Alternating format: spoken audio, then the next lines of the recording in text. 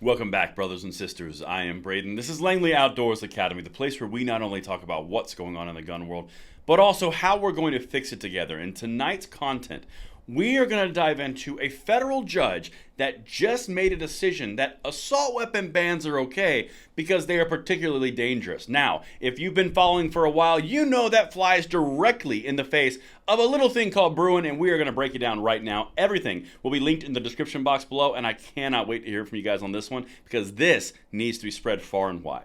Now, of course, make sure you hit that like button, subscribe to the channel, and turn the notification bell on. We've got freedom to dispense on the daily, and we'd love to have you with us, and thank you for that consideration. All right, my brothers and sisters, I am in the middle of moving, and I apologize. I did not have a video out today, earlier this morning. But fear not. Even though I am exhausted, we are going to get this done because this is breaking news. We got to hit this because this directly speaks to the quest to SCOTUS for AR bans. They are accelerating quickly. Let's hit it. Judge rejects attempt to block new Washington state gun restrictions. A federal judge has rejected a request to block a new Washington state law banning the sale of certain semi-automatic rifles. Now, you guys know as well as I do, that's what they call assault weapons, all right? Let me show you what actually happened, and then let me show you the verbiage of the judge. This is the key because he directly conflicts with Bruin, accelerating it quickly, or at least making it ready for acceleration. Check this out. Seattle.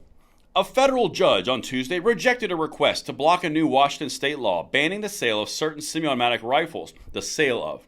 One of three measures recently signed by Democratic Governor Jay Inslee in an effort to reduce gun violence, even though that wasn't causing any of the gun violence. Doesn't matter, get a scalp, baby. Here's what the law was itself. The law, which took effect immediately when Inslee signed it in April, we covered it on this channel, prohibits the sale, distribution, manufacture, and importation of more than 50 types of guns, including AR and AK style rifles. This is the part that's so mind-boggling to me. The measure does not bar the possession of such weapons by people who already have them. So let me just walk you through the pitch here from the gun control side of the aisle.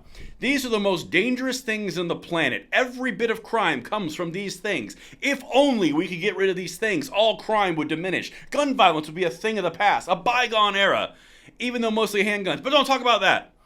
Well, so what's the law say? Well, the law says no new ones. Well, what about the old ones of which you use to justify the new law? You can keep those.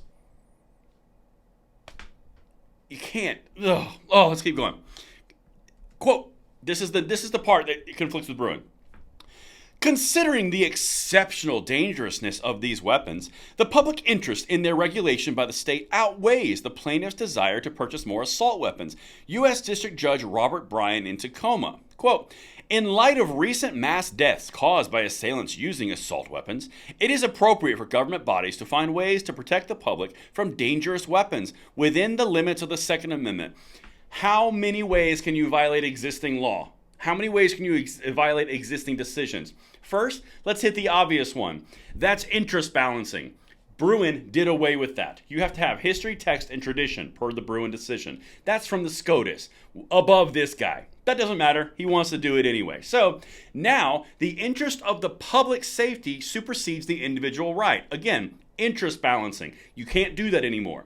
The second thing here, which is the very end of this, you can find ways to protect the public from dangerous weapons. Well, dangerous and unusual weapons are the verbiage to consider full autos and things that are not common use.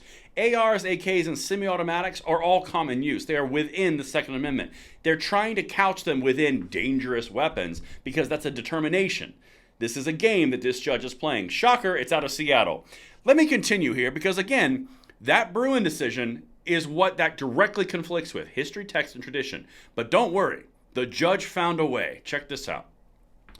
A U.S. Supreme Court decision last June expanded gun rights. No, it didn't. It rectified and curtailed gun control, dividing judges and sowing confusion over what restrictions can remain on the books.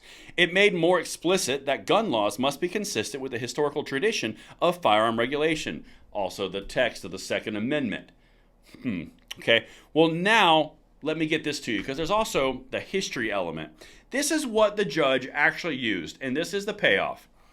Bruen found that the state's ban does fit within the nation's long history of regulating dangerous weapons, including colonial-era bans on trap guns that could be fired without the owner present, so booby traps. So like with tripwires. Okay. Other historical targets of regulation have included long-bladed Bowie knives, not a gun, and the Thompson submachine gun, or Tommy gun, popular with gangsters in the years after World War I, not in the 1700s when the Second Amendment was ratified, which is the entire point of the Bruin decision.